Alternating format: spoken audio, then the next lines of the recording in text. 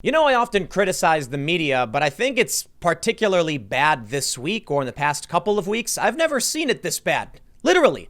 CNN writing Chinese propaganda, pretending it's news, and then quietly trying to change it when they get caught doing it. Well, this is the lead story. Egregious and audacious, CNN's big China screw-up is part of a much more insidious problem, experts say. Let me tell you something about Fox News. They got some personality hosts, late night. People like Laura Ingraham and Sean Hannity. And if you're into, partisan opinion commentary, you'll like their shows, assuming you agree with their opinions for the most part. If you like the same kind of content, but you're on the left, you'll probably find yourself watching MSNBC and to a certain extent CNN as well, because let's admit it, Don Lemon is basically an anti-Trump personality. But during the day, Fox News has regular news reporting. It's kind of boring, and I mean that in a good way. CNN, however, is just incessantly orange man bad. And one of the craziest things I've seen so far is one of their media reporters. I went to look at his Twitter because I'm like, I'm willing to bet the only thing the dude has tweeted about is Fox News. And lo and behold, Oliver Darcy of CNN has only tweeted about Fox News. Granted, he's retweeted other things. And I think he tweeted once about like OAN, but it's like all Fox News. How do you make a living as a critic reviewer of just Fox News? I have no idea, but that's CNN for you. Meanwhile, while he's saying, can you believe what Fox News said? I'm over here paradoxically ironically making fun of them for something similar. But I want to point out this segment is not just about CNN. We've got a fact check from the Washington Post, which is fake. Donald Trump criticized the World Health Organization for giving us, misinformation. And they claimed he got it wrong and he's lying or it's false, which is ridiculous. Which brings me to the main point about all of this. And I want to make sure I read you how CNN is just propping up Chinese propaganda. The issue I see is, there are reasons to criticize Fox News. I'm not a big fan of their opinion people, same as I'm not a fan of Don Lemon or Rachel Maddow. I know they're not all the same for sure. Fox News last year ran an anti-evolution segment, and I ragged on them too. But I'm willing to rag on everybody. I'll call it the Washington Post. I'll call out CNN. When you go to CNN's media reporters and the only thing they do is either rag on Trump or Fox News, that's when you need to realize it's a grift, okay? There's a bunch of different media outlets that have done things wrong, that do a terrible job, and Fox News is not unique in this regard. Fox News once ran a fake story, which even duped me, about Seth Rich. So yes, we can criticize them when they get things wrong.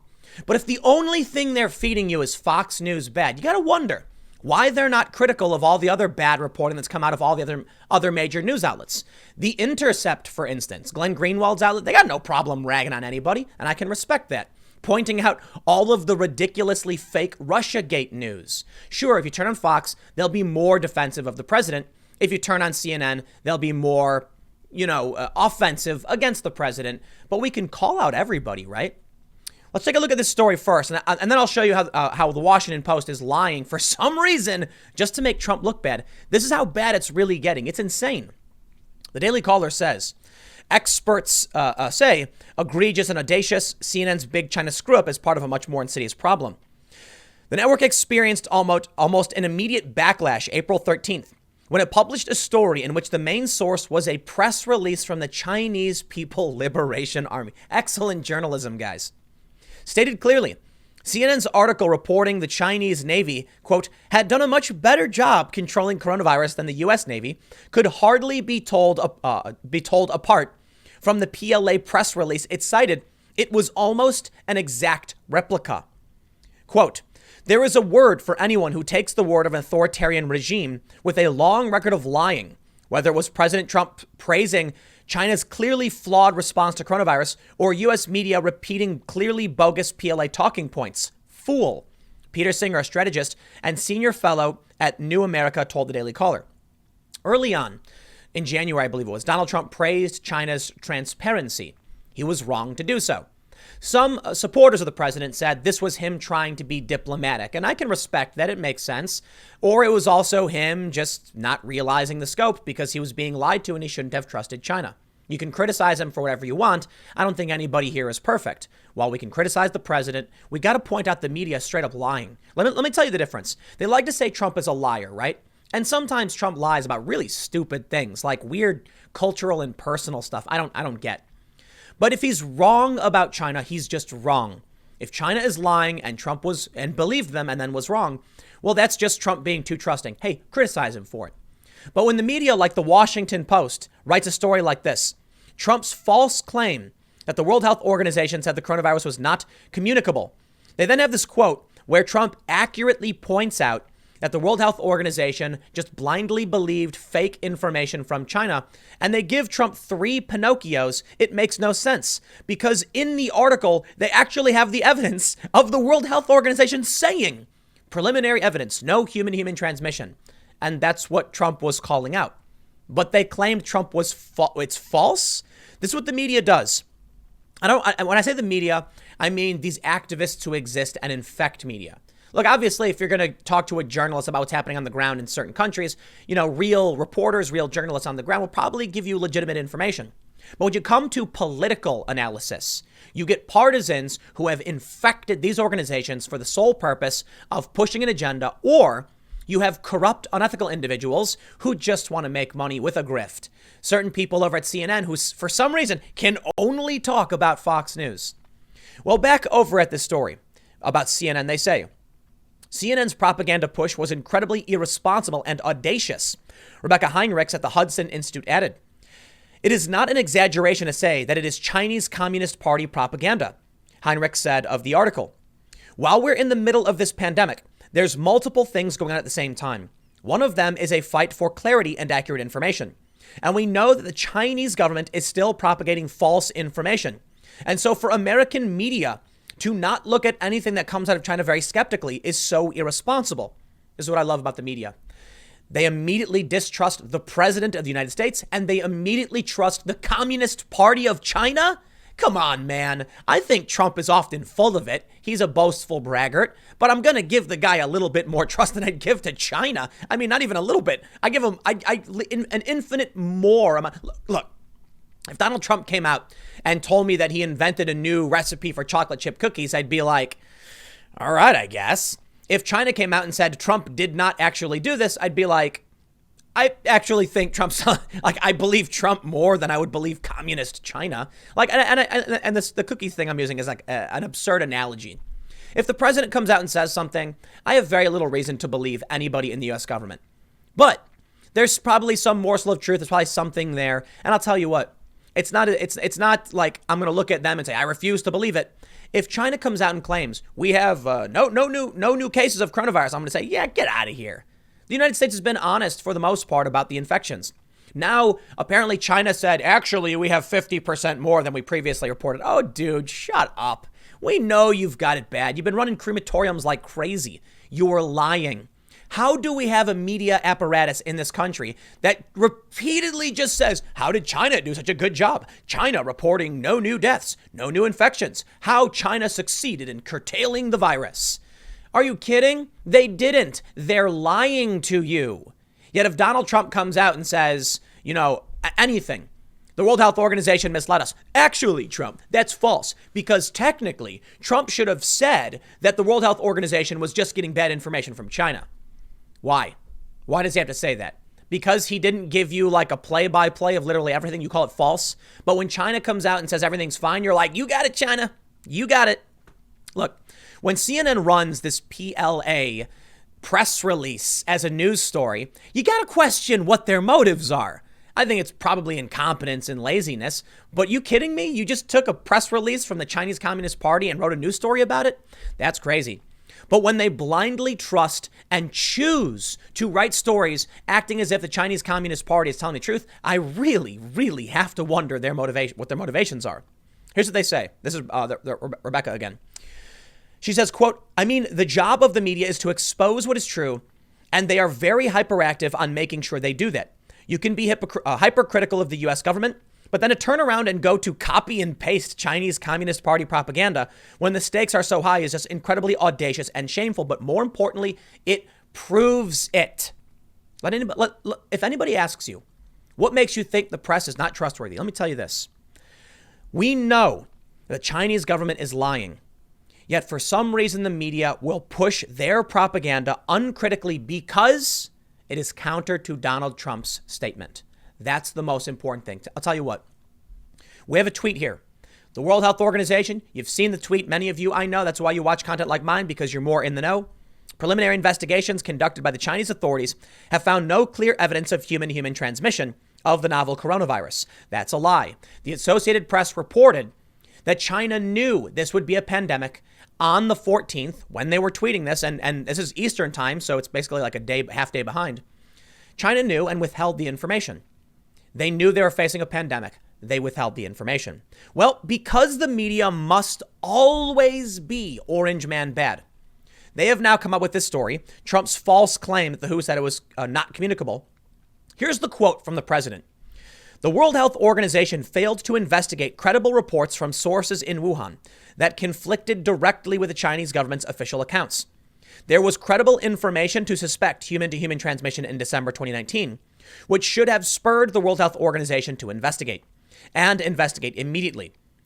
Through the middle of January, it parroted and publicly endorsed the idea that there was not human-to-human transmission happening despite reports and clear evidence to the contrary. The World Health Organization pushed China's misinformation about the virus, saying it was not communicable. This is a quote from the president on April 14th. The facts, when we actually scroll down, they actually show us the World Health Organization tweet. Preliminary investigations, yada, yada. We know what it says. I read it for you. How could the Washington Post claim Trump's statement is false, but then actually include the statement from the World Health Organization saying there's no human transmission? Here's what they conclude. The Pinocchio test. Trump could have made a case that the World Health Organization was slow to speak firmly about the possible human-to-human transmission, but he puts the onus on the World Health Organization to investigate when it is largely dependent on information provided by member countries. Leave aside the fact that Trump kept praising China's transparency, blah, blah, blah. But Trump really gets over his skis when he claims the World Health Organization publicly endorsed the idea that there was not human-to-human transmission happening, and that the World Health Organization said it was not communicable. The WHO said initially that there was no clear evidence, but by January 14th, a senior official said that they could not rule out human-to-human transmission given the experience with SARS.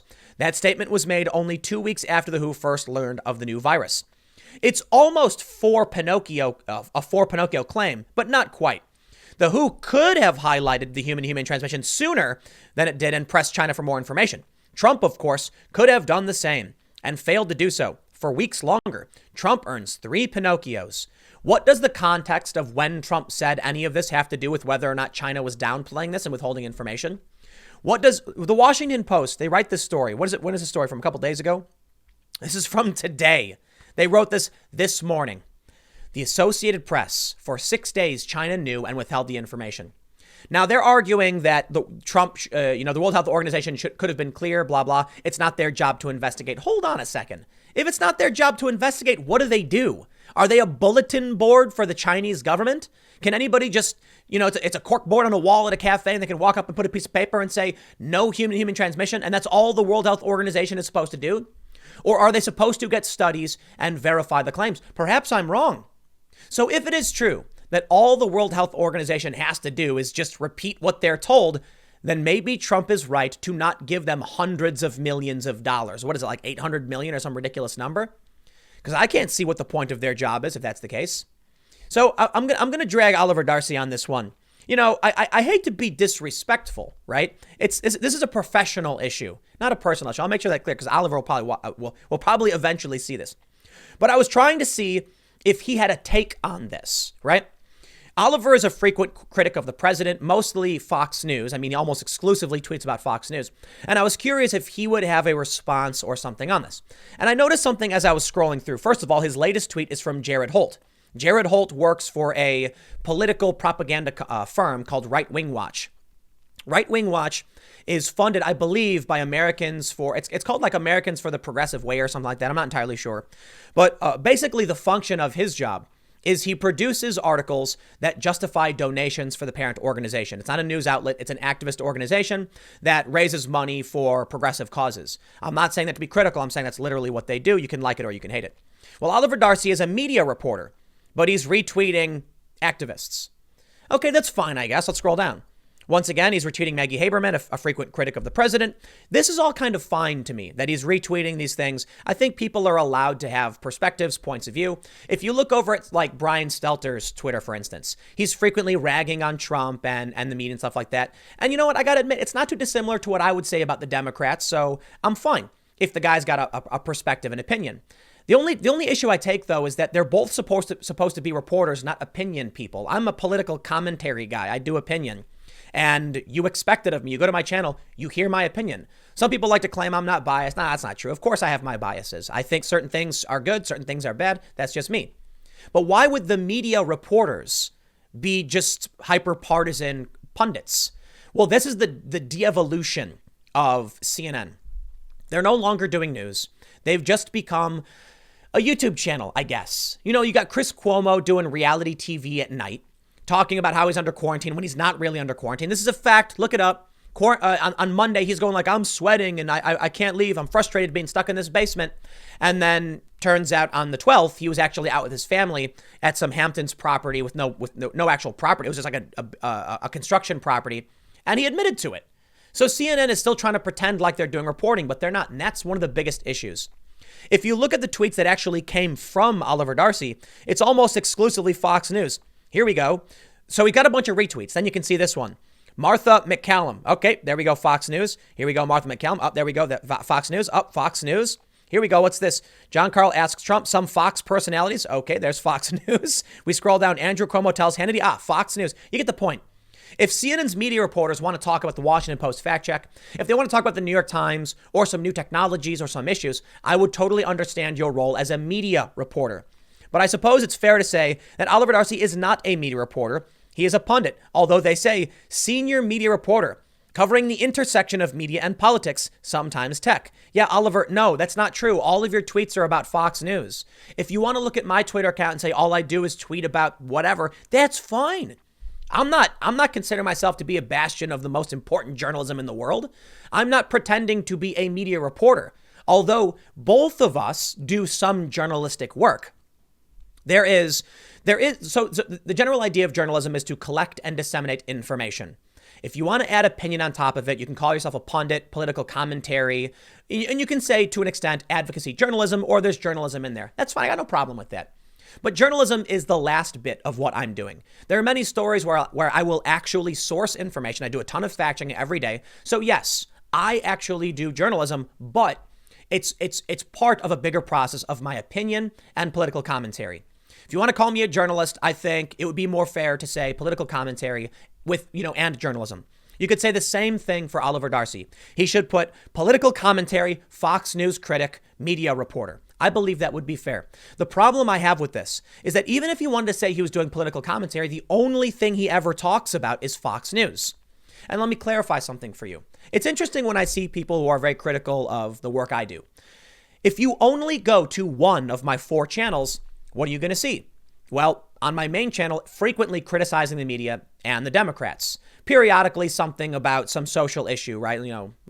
Media, social justice issues, but frequently the Democrats, the establishment, the media, sometimes critical of progressive policies in the far left, sometimes in support of them when they're being attacked by the media. You can say that channel is very focused on a specific perspective. Right, I'm an opinion guy. If you then come to this channel, you'll see a bunch of different stuff. Me talking about, I think I talked about aliens a couple months ago. I kind of moved all that stuff over. But I have a bunch of cultural issues talking about warfare, international relations. I've got issues pertaining to protests and stuff like that, foreign protests, things, and even celebrity culture and marriage issues, feminism, dating. It's a wide range of things. I just consider myself a cultural and political commentator, and I do some journalism behind a lot of the political stuff that I do. But when you look to CNN, what do you get? The Orange Man is bad, and Fox News is bad. That's it. It's one cable channel. I get it. They're big. But come on, man, you'd think as like a media reporter or as a news organization, you'd talk about other things. Certainly a media reporter could talk about a new technological innovation or something. But going back several days, Oliver Darcy almost exclusively just tweets about Fox News, Fox's coverage. Oh, here we go. Here's One America News. One America News. It's very obvious. We know. Here's some retweeting Fox News. Some right-wing media personalities Here we are encouraging Americans to protest. Oliver Darcy has the details. Is that it? Is that the bit?